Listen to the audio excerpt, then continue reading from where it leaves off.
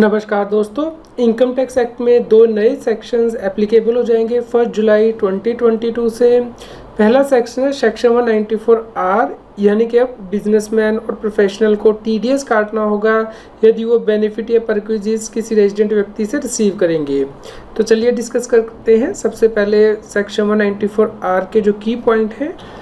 दोस्तों, अब आपका एक क्वेश्चन हो सकता है कि TDS 194 आर का क्यों इंट्रोड्यूस किया गया है परक्विजिस और बेनिफिट्स पे। इसके बारे में भी मेमोरेंडम में बताया गया है कि सेक्शन 28 सब क्लोज 4 के अंतर्गत इनकम टैक्स एक्ट में प्रोविज़न दी गई है कि यदि कोई भी बेनिफिट या परक्विजिस प्रोवाइड किया जाता है बिजनेसमैन या प्रोफेशनल को, भले ही वो मनी में कन्वर्टेबल हो या फिर ना हो, तो उस केस में उसे बिजनेस इनकम माना जाता है रेसिपिएंट की। लेकिन ये देखा गया है कि रेसिपिएंट इसे अपनी इनकम टैक्स की रिटर्न में रिपोर्ट नहीं करते हैं, जिससे कि उनकी इनकम टैक्स की रिटर्न सही नहीं मानी जाती है। इसलिए ये प्रोविज़न इंट्रोड्यूस की गई है ताकि ऐसे बिजनेसमैन और प्रोफेशनल का पता लगाया जा सके जिन्हें कि इस प्रकार की इनकम होती है जो कि इनकम टैक्स में चार्जेबल है। इसके अलावा यदि आप फाइनेंस मिनिस्टर की बजट स्पीच को रेफर करेंगे तो उसमें बताया गया है कि सेक्शन 194 आर क्यों इंट्रोड्यूस किया गया है। फाइनेंस मिनिस्टर का ये कहना था कि बिजनेसमैन अपनी बिजनेस प्रमोशन स्ट्रेटजी के तौर पे बहुत से बेनिफिट अपने एजेंट्स को पास ऑन करते हैं और ये बेनिफिट टैक्सेबल होते हैं एजेंट के हैंड में। इसलिए इन ट्रांजैक्शन को ट्रैक करने के लिए TDS की प्रोविज़न इंट्रोड्यूस की गई है। यदि एग्रीगेट वैल्यू बेनिफिट की 20,000 रुपये से ज़्यादा हो जाएगी फाइनेंशियल ईयर में, तो उस केस में TDS काटा जाएगा। Section 194 R income tax act में इंसर्ट किया गया है जो कि यह कहता है कि TDS डिडक्ट किया जाएगा यदि कोई बेनिफिट या परक्विजिस प्रोवाइड किया जाएगा किसी रेजिडेंट को, भले ही वो मनी में कन्वर्टेबल हो या फिर ना हो। यानी कि यदि आप इन काइंड में भी कोई बेनिफिट या परक्विजिट लेंगे तो भी TDS एप्लीकेबल होगा। TDS काटा जाएगा इससे पहले कि कोई बेनिफिट या फिर परक्विजिस प्रोवाइड किया जाए। TDS का जो रेट होगा वो 10% होगा वैल्यू पे या फिर एग्रीगेट वैल्यू पे जो बेनिफिट या फिर परक्विजिट्स की होगी। लेकिन TDS काटने की आवश्यकता नहीं है यदि वैल्यू या एग्रीगेट वैल्यू बेनिफिट या परक्विजिट्स की जो कि रेजिडेंट को प्रोवाइड किया जाएगा वो 20,000 रुपये से ज़्यादा नहीं होता है फाइनेंशियल ईयर में। TDS काटने की आवश्यकता नहीं होगी इंडिविजुअल और हिंदू अनडिवाइडेड फैमिली को यदि टोटल सेल, ग्रॉस सीट या फिर टर्नओवर 1 करोड़ रुपए से ज़्यादा नहीं होती है बिजनेस से इमीडिएटली प्रोसीडिंग फाइनेंशियल ईयर में। इसी प्रकार प्रोफेशनल के केस में भी TDS काटने की आवश्यकता नहीं होगी इंडिविजुअल और HUF को यदि प्रोफेशनल की टोटल सीट 50 लाख रुपये से ज़्यादा नहीं होती है इमीडिएटली प्रोसीडिंग फाइनेंशियल ईयर में।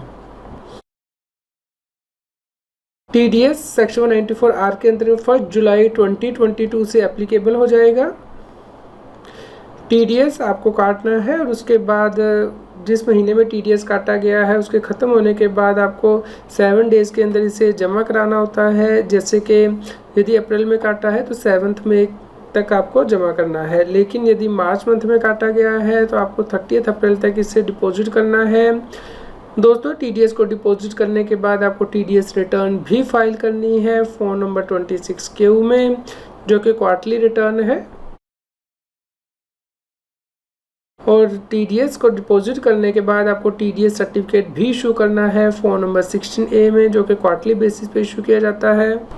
दोस्तों, ये है इनकम टैक्स एक्ट का सेक्शन 194 आर जो कि इंसर्ट किया गया 1 जुलाई 2022 से, जो कि यह कहता है कि यदि कोई भी व्यक्ति प्रोवाइड करेगा किसी रेजिडेंट को कोई भी बेनिफिट या फिर परक्विजिस, भले ही वो मनी में कन्वर्टेबल हो या फिर ना हो बिजनेस एंड प्रोफेशन के दौरान, तो उस केस में ये बेनिफिट और परक्विजिट प्रोवाइड करने से पहले इंश्योर किया जाएगा कि TDS जो है वो काट लिया जाए at the rate of 10% on value और aggregate value of the benefit और परक्विजिट्स। लेकिन यदि बेनिफिट और परक्विजिट जो है होली इन काइंड है या फिर partly in cash and partly in kind है और कैश एफिशिएंट नहीं है TDS को डिडक्ट करने के लिए, तो उस केस में बेनिफिट और परक्विजिट्स को प्रोवाइड करने से पहले जो व्यक्ति ये प्रोवाइड करेगा उसे ये इंश्योर करना है बिफोर रिलीजिंग दिस बेनिफिट और परक्विजिट्स के जो पूरा टैक्स है वो काट लिया जाए इस बेनिफिट और परक्विजिट्स के ऊपर। दोस्तों, चलिए सेक्शन 194 आर को हम एक एग्जांपल के द्वारा समझ लेते हैं। मान लीजिए मिस्टर राम एक बिजनेसमैन है जो कि हाई एंड इलेक्ट्रॉनिक आइटम की सेल करता है और उसकी सेल प्रीवियस ईयर 2021 में 2.5 करोड़ थी। और वो एक दूसरे बिजनेसमैन से मिलता है जो कि बिग होलसेल सप्लायर है, यानी कि मिस्टर रहीम से, ताकि उसे इलेक्ट्रॉनिक आइटम का बिजनेस किया जा सके। मिस्टर राम मिस्टर रहीम को रिक्वेस्ट करता है कि वो उसे डिस्काउंट दे दे परचेजेस पे, और मिस्टर रहीम जो है वो विजिट भी करता है मिस्टर राम की सिटी में। तो मिस्टर राम स्पॉन्सर कर देता है 5 स्टार होटल अकोमोडेशन, कन्वीनियंस, इसके अलावा रोलेक्स वॉच भी गिफ्ट में दी जाती है मिस्टर रहीम को, यानी कि होलसेलर सप्लायर को, जिससे कि इनका फ्रेंडली जो रिलेशनशिप है वो डेवलप हो जाता है। तो मिस्टर रहीम इससे बहुत खुश होते हैं और वो फेवरेबल डिस्काउंट जो देते हैं मिस्टर राम को। इस प्रकार मिस्टर राम जो है एग्री डिस्काउंट पे इलेक्ट्रॉनिक आइटम खरीदते हैं मिस्टर रहीम से। दोस्तों इस केस में मिस्टर रहीम होलसेल बिजनेस सप्लायर है इलेक्ट्रॉनिक आइटम से, और उनसे डिस्काउंट लेने के लिए मिस्टर राम के द्वारा बेनिफिट और पैकेजेस जो है फ्री प्रोवाइड किए गए हैं, जैसे कि होटल अकोमोडेशन, कन्वीनियंस और रोलेक्स वॉच गिफ्ट में दी गई है। इस प्रकार यहाँ पे जो डायरेक्ट नेक्सेस है होलसेल बिजनेस का मिस्टर रहीम के साथ है। इस प्रकार मिस्टर राम को टीडीएस काटना होगा सेक्शन 194R के अंतर्गत, और मिस्टर रहीम से पैन नंबर लेना होगा। TDS eight the rate of 10% काटा जाएगा जो रोलेक्स वॉच गिफ्ट में दी गई है। इसके अलावा जो फ्री 5 स्टार अकोमोडेशन प्रोवाइड की गई है होटल में, या फिर जो कन्वीनियंस प्रोवाइड की गई है, क्योंकि इस केस में जो वैल्यू है वो 20,000 रुपीज़ इन ईयर से एक्सीड हो रही है। दोस्तों हमारी एग्जांपल में मिस्टर राम के द्वारा जो बेनिफिट प्रोवाइड किए गए हैं वो पूरे तरीके से इन काइंड में प्रोवाइड किए गए हैं, क्योंकि कोई मनी नहीं दी गई है मिस्टर रहीम को। इस प्रकार मिस्टर राम के द्वारा जो टीडीएस काटा जाएगा 10% जो रोलेक्स वॉच गिफ्ट में दी गई है, और जो अदर बेनिफिट प्रोवाइड किए गए हैं जैसे कि होटल अकोमोडेशन स्पॉन्सर की गई है, कन्वीनियंस है। इस केस में जो टीडीएस है वो इस टोटल वैल्यू के ऊपर कैलकुलेट करके जमा करना होगा।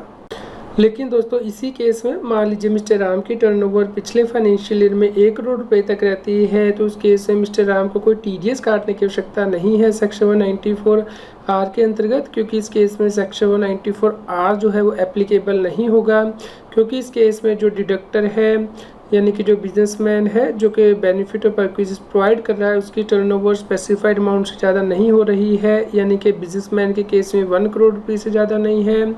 और यदि व्यक्ति प्रोफेशनल है तो उस केस में उसकी जो ग्रॉस रिसीट है 50 लाख रुपये से ज़्यादा नहीं है, तो उसके लिए टीडीएस की प्रोविज़न सेक्शन 194R की एप्लीकेबल नहीं होगी। इसके अलावा दोस्तों दूसरा सेक्शन जो इनकम टैक्स एक्ट में इंसर्ट किया गया 1 जुलाई 2022 से, वो सेक्शन 194S, यानी कि यदि वर्चुअल डिजिटल एसेट की ट्रांसफ़र के लिए पेमेंट की जाएगी तो उस केस में टीडीएस काटा जाएगा। टीडीएस काटा जाएगा जैसे ही किसी व्यक्ति को कंसिडरेशन पे किया जाएगा वर्चुअल डिजिटल एसेट की ट्रांसफ़र के लिए, भले ही अमाउंट क्रेडिट किया जा रहा है या फिर पेमेंट की जा रही है विच एवर इज़ अर्लियर, तो उस केस में 1% के हिसाब से टीडीएस काटा जाएगा। यहाँ पे ध्यान रखना है कि यदि transfer of virtual digital asset के लिए कंसिडरेशन पे किया जाता है होली इन काइंड या फिर partly in cash and partly in kind, और कैश सफिशिएंट नहीं है टीडीएस की लायबिलिटी को मीट करने के लिए, तो जो व्यक्ति ये कंसिडरेशन पे करेगा उसे इंश्योर करना है कि कंसिडरेशन को रिलीज़ करने से पहले पूरा टीडीएस काट लिया जाए और गवर्नमेंट के पास जमा करा दिया जाए। लेकिन दोस्तों यहाँ पे टीडीएस काटने की आवश्यकता नहीं होगी यदि जो कंसिडरेशन पे किया जा रहा है वो स्पेसिफाइड व्यक्ति के द्वारा पे किया जा रहा है और जो वैल्यू है एग्रीगेट वैल्यू है कंसिडरेशन की वो 50,000 रुपीज़ से ज़्यादा नहीं है फाइनेंशियल ईयर में, और यदि कंसिडरेशन पे किया जाता है अदर देन स्पेसिफाइड पर्सन और जो वैल्यू है एग्रीगेट वैल्यू है कंसिडरेशन की वो 10,000 रुपये से ज़्यादा नहीं है ड्यूरिंग द फाइनेंशियल ईयर। तो जो स्पेसिफाइड पर्सन है वो यहाँ पे एक्सप्लेनेशन में दिए गए हैं, यानी कि इंडिविजुअल और हिंदू अनडिवाइडेड फैमिली जिनकी टोटल सेल ग्रोस रिसीट या टर्नओवर बिजनेस से जो कि वो करते हैं प्रोफेशन से वो 1 करोड़ से ज़्यादा नहीं है बिजनेस के केस में, और 50 लाख से ज़्यादा नहीं है प्रोफेशन के केस में इमीडिएटली प्रोसीडिंग फाइनेंशियल में जिसमें कि वर्चुअल डिजिटल एसेट ट्रांसफ़र किए गए हैं। और इंडिविजुअल और हिंदू अनडिवाइडेड फैमिली जिनकी कि कोई बिजनेस इनकम ही नहीं है, यानी कि profit and gains from business and profession से कोई इनकम नहीं है। तो दोस्तों इनकम टैक्स एक्ट में जो नया सेक्शन 194R इंसर्ट किया गया है और 194S इंसर्ट किया गया है उसके बारे में आप ध्यान रखिए कि आपको टीडीएस काटना है 1 जुलाई 2022 से, और इसके लिए सेंट्रल गवर्नमेंट जो गाइडलाइंस भी जारी कर सकती है। तो जैसे ही सीबीडीटी कोई गाइडलाइन जारी करेगी इन सेक्शन के अंतर्गत टीडीएस काटने के लिए उसके बारे में हम आपको इन्फॉर्म करेंगे। उम्मीद करते हैं आपके लिए यह न्यूज़ यूज़फुल रही होगी। कृपया लाइक कीजिए, शेयर कीजिए ताकि सभी लोगों तक ये जानकारी पहुंच पाए और वो इनकम टैक्स की कंप्लायंस कर पाएँ। यदि आप इस चैनल को सपोर्ट करना चाहते हैं या फिर आपकी कोई इनकम टैक्स और जीएसटी की क्वेरी है तो आप सुपर थैंक्स बटन को यूज़ करके वो पूछ सकते हैं ताकि हम जल्द से जल्द आपकी क्वेरी का जवाब दे पाएँ। रेगुलर जीएसटी और टैक्स अपडेट के लिए इस चैनल को सब्सक्राइब करें। आप हमें Telegram app CA Satbir Singh टैक्सील पर ज्वाइन कर सकते हैं ताकि आप जीएसटी और इनकम टैक्स के रेगुलर अपडेट अपने मोबाइल पर ही प्राप्त कर सकें।